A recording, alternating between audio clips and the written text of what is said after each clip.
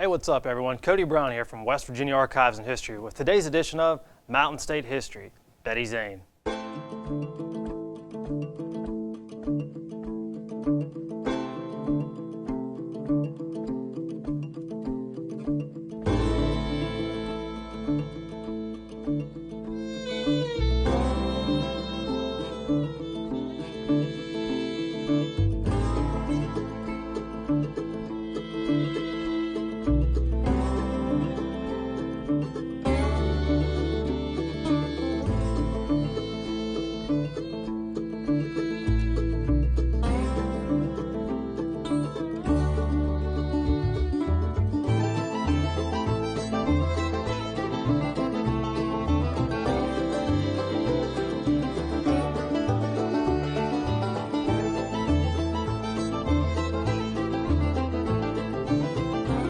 Elizabeth or Betty Zane has got to be one of the coolest people we talk about in this series.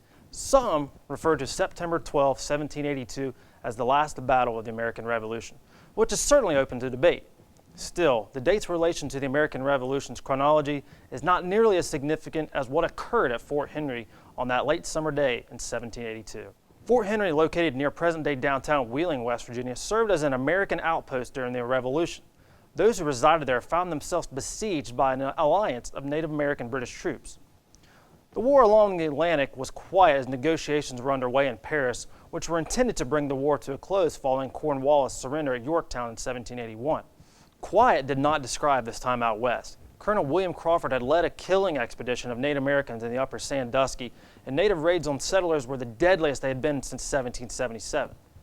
The defenders of Fort Henry were prepared to fight to the death and go down in an Alamo-esque blaze of glory if needed, considering how the buildings and homes within the fort were burned to the ground in a previous besiegement of the post.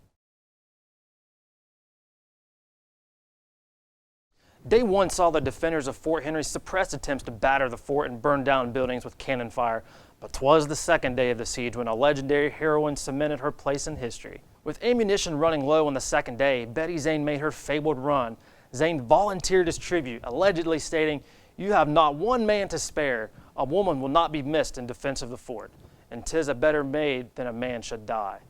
She walked out the front door of Fort Henry with the enemy in awe of the young woman, and a pause occurred in the fighting as she walked into the cabin where the gunpowder was stored. En route to the cabin, she was not fired upon, but once it was discovered what she was doing, she was not so lucky on the way back. Betty Zane's story was not meant to end that day, however, as she miraculously avoided enemy gunfire in a mad 60-yard dash back up the hill to safety of Fort Henry with gunpowder wrapped in her apron. Betty Zane's heroism has lived on in literary accounts and fiction due to the courage and bravery she displayed in the face of death. And unlike the Alamo, the defenders of Fort Henry were able to live to fight another day due to Zane's heroic procurement of gunpowder and the arrival of 70 Patriot troops the following day.